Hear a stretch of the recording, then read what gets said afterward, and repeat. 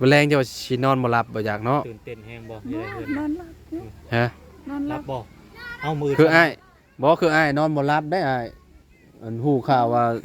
ไม่พาชราบ้านสิมาแหละ เคยแล้ว คิดอยากให้มันแจ้งไวๆแหล้วข่อย ทำบิดนั่นนอนบ่หลับคือกัน ชีวิตเนาะบ่รับ ฮะ เนาะ อืม แต่วิทย์นอนบ่หลับบ่ โดย เพราะว่ารา เป็นแนวใดเป็นแนวใดจัง บ่ ได๋ ทัน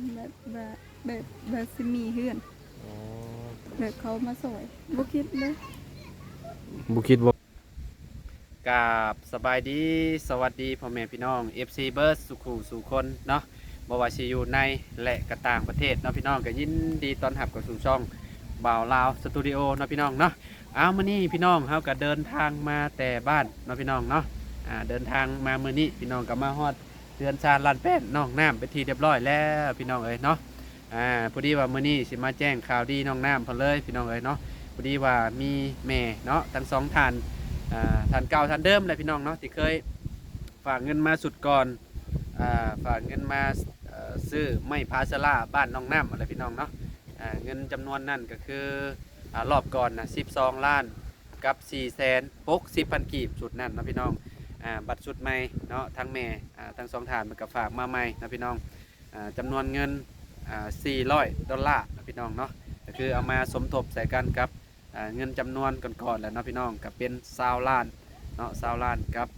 800,000เนาะพี่น้อง800,000กับ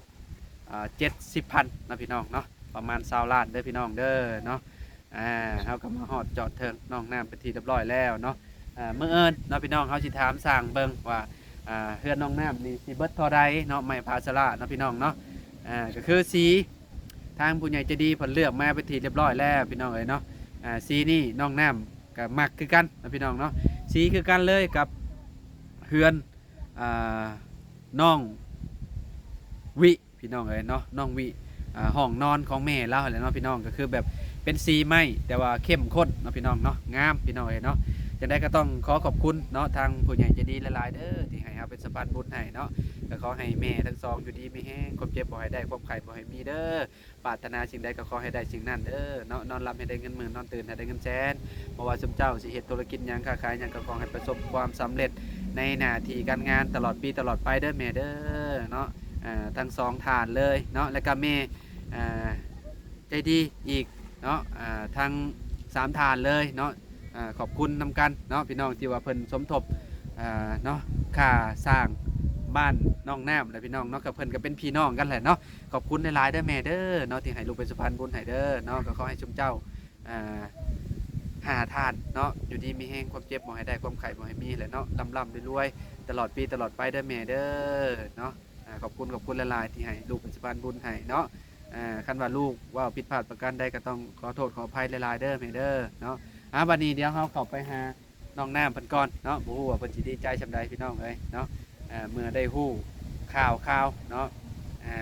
เรื่องสั่งไม้พาชลาให้เพิ่นเลยแหละพี่น้องเอ้ยเนาะไปเบิ่งไปชมนำกันไปหาน้องน้ำเพิ่นก่อนพี่น้องโดยพี่น้องเอ้ยเนาะมามื้อนี้พี่น้องเอ้ยเนาะเฮาเมื่อกับประมาณมื้อ2มื้อเนาะพี่น้องเนาะแล้วเลยเนาะบ่าวน้อย2 3ติโดยสบายดีเด้อโดยสบายดีบ่าวน้อยนำเนาะ3 มื้อเนาะบ่าวน้อยเนาะเอาเมื่อบ้านเนาะโตเฮือนน้องน้ำคักดีนี่เนาะได้การพี่น้องเอ้ย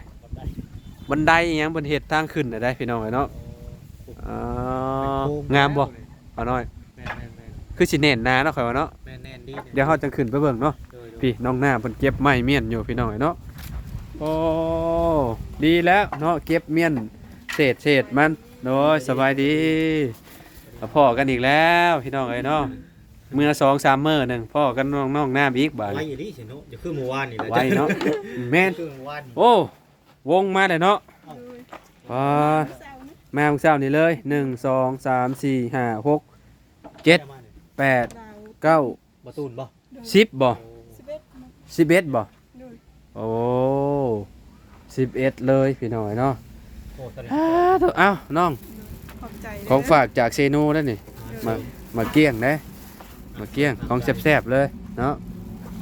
สร้างเพิ่นเมื่อตะเว้นผมบ่เรื่องแนวใด เมื่อตะเว้นมดตะปูแล้ว ตะปูเบิดบ่ เลย อ่า ประมาณ ประมาณ3โมง ตะปูตัวได้เบิดให้น้อง ตะปู10หรือว่าหมดเลยตะปู10ตะปู6ตะปู8 เออ หลายตะปูอยู่ อ้ายสิซื้อมาให้ทางอันทีมงานได้บอกแล้วบ่ซะ บอก ว่า แล้ว ว่าสิซื้อมาน่ะมีไผสิซื้อมา เอาบอกเมื่อกี้นี่เบาลี่บ่ เบาลี่ว่าเบาลี่สิซื้อมาบ่ ฮู้กันเบาลี่ว่าทำทีมงานก่อน โอ้ อ๋อโอเคเดี๋ยวสุมายไปถามกันซะเด้อ จะไป ผู้น้องชายอยู่เทิงผู้เพิ่นตอกแป้นปูเนาะแป้นปูตะปูเบิดบ่ซั่นเนาะพี่น้องเอ้ยเนาะเพิ่นเอาซิดครับมันยังอยู่บ่นี่บอกเพิ่นเอาซิดบ่ โดยครับเลย อืมแน่นหนาเด้อเฮือนเจ้าเนาะ โดย บ่ค่อยอันสั่นบ่ได้เด้อพี่น้องเอ้ยเนาะ อ๋อเน้นเลยดิเนาะ แบบให้บ่แม่อันนี้มันประกบเข้ากันคักนะอาจารย์ แม่น เขากันเรียบ โอ้เพิ่น เลย เพิ่นต่อเด้เพิ่นต่อเด้บ่าวน้อยนี่มองห้อยต่อเพิ่นเด้นี่ต่อแบบนี้เนาะไม่โตอันนี้เพิ่นก็ต่อแบบนี้นี่เห็นบ่นี่เพิ่นต่อห้อยต่อแบบนี้เลยนี่ ต่อไปทีเลยเนาะ นี่แทบสิบ่ฮู้เลยว่าเป็นไม้ต่อนี่พี่น้องเอ้ยเนาะเพิ่นต่อแบบนี้นี่โอ้แสดงว่ามือเพิ่นอาชีพพี่น้องเอ้ยเนาะอืม ต่อไปทีเลย ฮู้แล้วบ่สีอ้ายสิเอาสีหยังให้เจ้า โอ้ บ่ฮู้บ่ โดย ถ้าเบิ่งนํกันเด้อ โดย สีเฮือนเจ้าเด้อ โดย ไม่พาชะละสีหยังก็เอาแล้ววะ เอา สี อื ดำ ม สีดำ สีดำบ่คักเนาะสีดำบ่คักเนาะมันดำโพดเนาะ โอ้หยอกแล้ว ดำปื้อๆเนาะพี่น้อง มันมีคำว่าดำปื้ออยู่เนาะอาจารย์ มันก็บ่ขึ้นแล้วติ บ่คืนแล้ว เออเนาะ มั พี่ น น้อ จะ ง คื เนาะ นต่อไฟไหมต่อไฟไหมให้เด้ ห้องนอนเฮาตกลงว่าอยู่มุมนี้คือเก่าบ่ บ่แม่นเปลี่ยนไม้แล้ว เปลี่ยนมุมใดเจ้าสิไปอยู่มุมใด มุมนั้นกับมุมนั้น ฮะ มุมนี้กับมุมนั้น ห้อง สห้อง ห้องนอนเท่าใด แม่น ห้องนอนอยู่นี่กับอยู่หั่น โดย ก็คือ1 2 โดย ทางนี้ปล่อยโล่ง แม่นแบบเพื่อนน้องใส่คือกันมาต่างเขาเฮ็ดอันนั้นห้องซึ บ่เฮือนน้องชายสิแม่น1 2หม่องหัน แม่น แต่ว่าเฮือนเจ้าสิไล่ไปแบบนี้ แม่น 1 2ไปแบบนั้นเนาะ โดย แต่ทางนี้ปลาโล่ง แม่น กั้นแต่หมองนี้หมองนี้ปลาโล่งเนาะแล้วก็หมองนี้คือทางคืนแล้วก็หมองประตูใหญ่นี่เนาะ โดย แล้วก็ย่างเข้าไปเลยเนาะแม่นบ่ แม่น โอเคก็งามคือกันพี่น้องเอ้ยเนาะแรกเพิ่นว่าเพิ่นสิเอาแบบเป็นตัว L เด้พี่น้องเนาะเป็นตัว L แบบนี้เนาะหมองนี้เพิ่นเป็นโล่งนี่หมองนี้เพิ่นเป็นห้องนี่คือตอนนั้นน่ะคือพากันเว้าเมื่อนั้นน่ะพี่น้องเอ้ยเนาะ เปลี่ยนใหม่แล้ว เปลี่ยนใหม่แล้วไผเปลี่ยน ถามอีพอเมื่อวานนี้ ถามพอแล้ว โดย โอเคใช่เพราะว่ามันตกลงมันก็ได้คือกันหมองนั่นน่ะมันเป็นหมองโล่งเด้หมองลาวสิว่าหยังก็ได้คือกันหมองหั่นน่ะเนาะพี่น้องหมองนี้กับปะซะหมองนี้นะเฮาก็ข้างหมองนี้นี่พี่น้องเนาะใครจังได้ก็ข้างเม่นอยู่แล้วหมองนี้นะหมองนี้ก็น่าสิเป็นระเบียงบ่ใส่ระเบียงเนาะ โดย ใส่ระเบียงลูกติ่งนั่นแหละพี่น้องเนาะประมาณนี้เนาะไปย่างขึ้นเบิ่งเฮือนเบิ่งชานน้องเพิ่นก่อนพี่น้องเอ้ยเนาะให้น้องเอาไปไว้ก่อนน้องน้ำให้บักหลาไปเมียนก่อนไว้ เปลี่ยนออก เอาไปเมียนไว้บักหลาไว้ ใช่เลย สบายดีปะลุงก่อนไว้สบายดีเก่งไปเอาไปเมียนน้ำเอ้ยไว้ไปขึ้นบันไดเพิ่นก็เฮ็ดคักขนาดพี่น้องเนาะ ตกดวง เบิ่งทางขึ้นพี่น้องเอ้ยเนาะปึ๊บโอ้แน่นเนาะบ่น้อย เห็นบ่ โอ้แน่นเด้อเหือนเราเด้อโอ้ได้การเด้อ เราเฮ็ดนี่แบบโอ้ โอ้คักเว้ยโอ้แน่นเนาะ เพื่อนน้องใส่มันติ้ง เฮือนน้องชายนี่อยากสั่นได้เฮือนเจ้านี่ธรรมดาปอ ขนาดยังบ่ได้ตอกแป้นตอกยังได้นี่นะ แม่นตอกไม่พาสลายึดกันนี่โยเฮ็ดคักพี่น้องอะเนาะเดี๋ยวมาเอิ้นอ้ายสิถามทางสร้างแหล่เบิ่งว่าสิเบิดเท่าใดให้เพิ่นคำนวณเบิ่งเดี๋ยวอ้ายสิสั่งไม้พาสลามาให้เนาะพี่น้องเอ้ยเนาะสั่งมาเมียนแบบเพราะว่าแบบตอนนี้เพิ่นเริ่มปูแป้น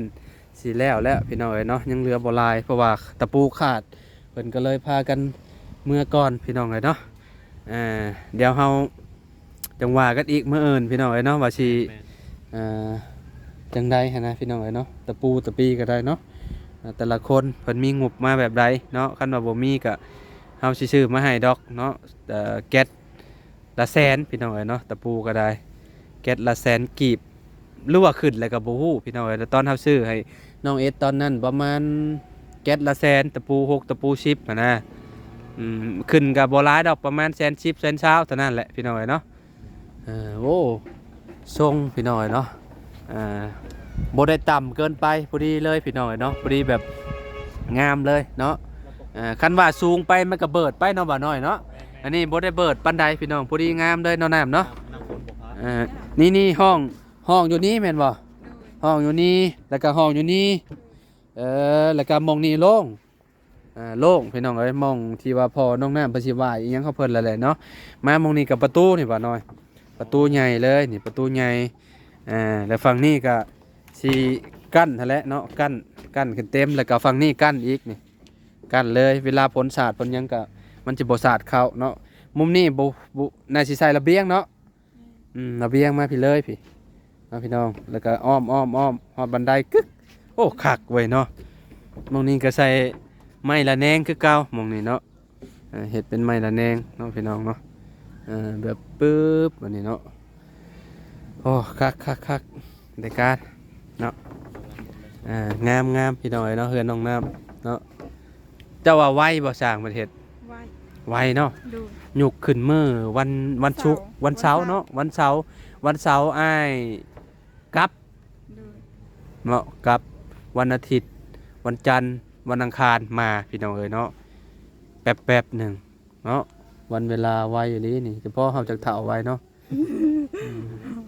จุ่มข่อยเฒ่าบ่น้องน้ำบ่ยังรอยังรอหมด รอเบิดแล้ว รอเบิด รอทีมงานรอเบิดได้นี่เนาะเบิดแล้ว เบิดแล้วก็คือเวลาเพิ่นปูเพิ่นเอา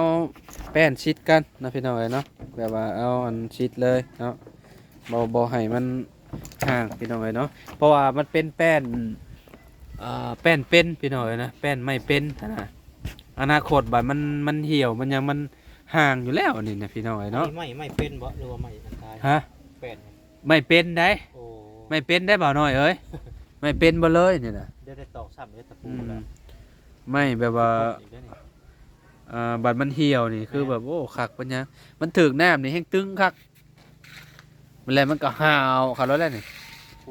เพราะว่าเฮาเฮ็ดปุบปับเด้เฮ็ดเทือนเนาะมื้อนั้นบ่าวจันเพิ่นช่างไม้มาให้แม่นบ่จักโต3ล้าน8แสน3ล้าน8แสนก็คือเงินส่วนที่เหลืออันค่าสร้างนั่นแหละน้องน้ำเอ้ยเนาะอ้ายก็เลยแบบสมทบเนาะซื้อไม้ซะเงินเป็นเงินแม่เนาะแม่ใจดีกับอันน้องสาวเพิ่นนั่นแหละพี่น้องเอ้ยเนาะที่ว่าเพิ่นสมทบค่าสร้างช่วงก่อนๆน่ะเด้เนาะค่าสร้างก็เราก็เบิกไปแล้ว2ล้านตอนยังเหลือ23ล้านพี่น้องเอ้ยเนาะยังอยู่นำเฮานี่แหละเนาะบ่ฮู้ว่าเพิ่นสิเบิกมื้อใดอีกเนาะคันว่าเพิ่นอยากเบิกก็สิให้เพิ่นเบิกพี่น้องเอ้ยเนาะแต่ว่าไม้พาสลานี่คือเงินตอนนี้นะถ้าเป็นเงินบาทก็เกือบ30,000บ่หรือว่า30,000บ่แล้วเนาะ1,000 เหรียญเนาะ 1,000 เหรียญบ่แม่น 1,000 เหรียญเรทเท่าไรของมื้อนี่เรทเบิ่งเรทก็เด้อ32บ่น่าสิ32ติได้บ่32พี่น้องเนาะ 1,000 คูณเบิ่ง35ซะเนาะ30,000ปลายพอได้ 1,000คูณไว้แบบนี้พี่น้องเนาะคูณ35ซะเนาะประมาณนี้พี่น้องเนาะ35คูณ63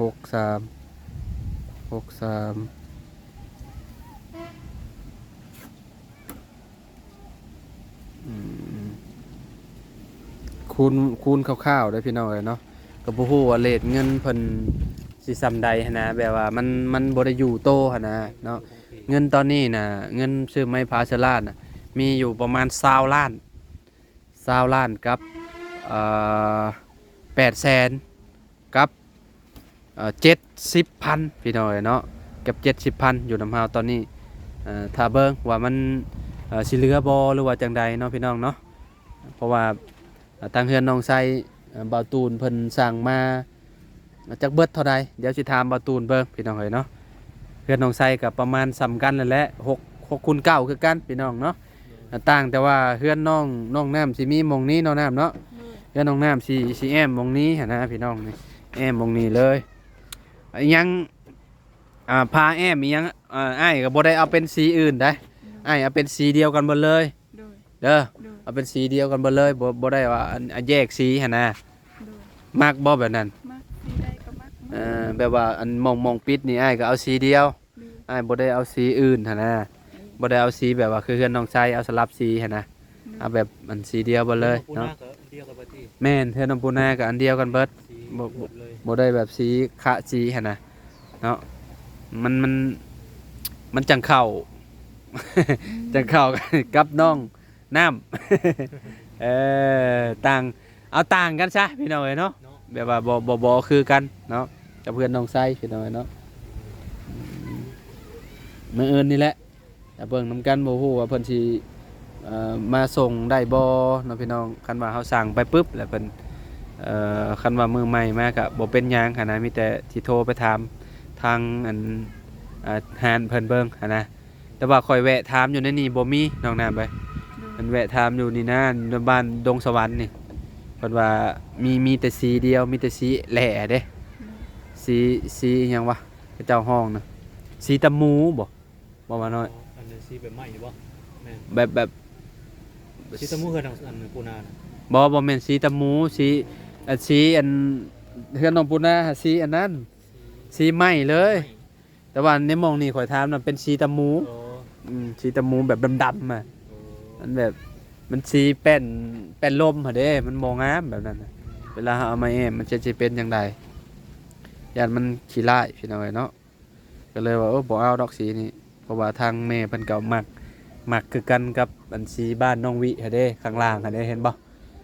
ตอนที่เราไปถ่ายเฮือนน้องวิหางามเด้เพราะว่ามันเข้มดีพี่น้องเอ้ยเนาะ เข้ม แม่นเข้มคักพี่น้องเอ้ยเนาะประมาณนี้แหละน้องน้ำเอ้ยเนาะมาบอกข่าวดีเจ้า โดย มื้อนี้นะบอกข่าวดีเนาะเพราะว่าเจ้าก็รุ่นนำกันอยู่แล้วอย่าฮู้ว่าไม้บ้านเจ้าสิเป็นแบบใดไม้ภาชลาก็รอรุ่นต่อไปมื้อนี้ก็มาแจ้งเจ้าซื่อ โดย ๆแจ้งเจ้าซื่อๆเนาะให้เจ้ารุ่นเบิ่งว่าสิเป็นสีหยังเห็นสีแบบตกใจคือว่าแล้วเนาะ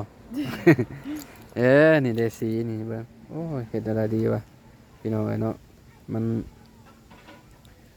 มันบ่มีสัญญาณนั่นติบ้านน้องน้ำสิเอาให้เพิ่นเบิ่งแนวใดบ่เป็นหยังมื้ออื่นรุ่นนำกันซะรอรุ่นเบิ่งเด้อ ใหม่เนาะ โดย รอรุ่นเบิ่งนำกันนั่นแหละว่าสิเป็นจังไดเนาะบ่าวน้อยเนาะ โดย เออ แม่นแหละ มื้อนี้ก็นอนจะคิดหลายตื่นมายามเช้าเอาจังสมองจังสิปลอดโปร่งเนาะ แม่น หลายเลยเนาะ มื้อแรงจะว่าสินอนบ่หลับบ่อยากเนาะ ตื่นเต้นแฮงบ่อย่าได้เพิ่น นอนหลับอยู่ ฮะ นอนห รั ลั บบ บ่เอามือ คืออ้ายนอนบ่หลับได้อ้ายอันฮู้ข่าวว่าไม่พาชลาบ้านสิมาแหละ เคยแล้ว คิดอยากให้มันแจ้งไวๆแหล้วข่อย ทำบิดนั่นนอนบ่หลับคือกัน ชีวิตเนาะบ่ ฮะ เนาะ อืม ทวิตนอนบ่หลับบ่ โดย เพราะว่ารา เป็นแนวใดจัง เขา ได๋ พันแบบสิมีเฮือน อ๋อ แบบเขามาสวยบ่คิดเลย บ่คิดบ่ฝัน โดย ว่าสิมีผู้ใหญ่ใจดีซอยมา โดย เฮ็ดเทือนเฮ็ดซ่านให้ โดย เคยเห็นแต่ในละครบ่ แม่ เรื่องจริงก็มีคือกันเนาะ แม่ เจ้าว่าเจ้าฟันจะบ่จัก โบ บ่ได้ฟันบ่ โบยิกแล่โตบ่ได้เจ็บ บ่เอายิกก็เจ็บตัวยิกโตก็เจ็บแหละ ฟันมันได้เจ็บ ฟันบ่ได้เจ็บอันนี้เรื่องจริงนี่เนาะ แม่ ไม่ใส่เสื้อลายโตแท้ หนาวบ่ ร้อนมื้อนี้ ฮะ ฮ้อนจะเว้นเพิ่นบ่ ฮ้อนบ่ใส่เสื้อลายโตบ่บัดหนาวบัดโตเดียวบ่ แม่ ห หนาวมันเย็น หนาวแล้วเย็นก็เลยบ่ใส่ โดย มื้อนี้กินข้าวกับหยัง กินข้าวตำมี่ กินข้าวกับตำหมี่บ่ โดย ได้หยังให้ช้างกิน สาร หืม ตำมะฮุ่ง ตำมงให้ช้างกิน โดย อ ปลาติดคุก ฮะ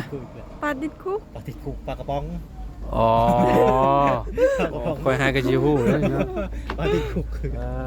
อ เอาวันนี้ไอ้ขอโตวก่อนเด้อ โดย เดี๋ยวมื้ออื่นจังว่ากันใหม่เด้อ หากินข้าวกินน้ำก่อน บ่เป็นหยังขอบคุณผู้ใหญ่ใจดีเพิ่นเด้อ โดย อันทางแม่ใจดีทั้งสองทานนั่นแหละเนาะ อืม เพิ่นก็สุดสวยเนาะซื้อไม้พาสลามาให้น้องน้ำพี่น้องสมทบมาแหละเนาะก็คือสุดก่อน12 ล้านกับ460,000สุดนี้ก็8 ล้าน8 ล้านกับ400,000เนาะประมาณนี้พี่น้อง400,000กับ10,000บ่พี่น้องเอ้ยเนาะเนาะรวมๆกันกับประมาณ20 ล้าน8ได้พี่น้องเนาะ20 ล้านกับ800,000เนาะเกือบ21 ล้านเนาะบ่น้อยเนาะก็น่าสิพออยู่เนาะพี่น้องเนาะก็ถ้าเบิ่งนำกันเด้อพี่น้องเด้อเนาะมีแต่ขอบคุณเพิ่นเด้อน้องน้ำเด้อผู้ใหญ่ใจดีเพิ่นก็เป็นคนลาวอยู่ทางต่างประเทศแหละเพิ่นก็บ่ได้ประสงค์ออกนามดอกเนาะ โดย ขอบคุณเพิ่นเด้อ ขอบใจทั้งแม่ทั้งเอ่ยเด้อที่ซอยน้องน้ำให้อยู่ดีมีแห้งขอให้ร่ำขอให้รวย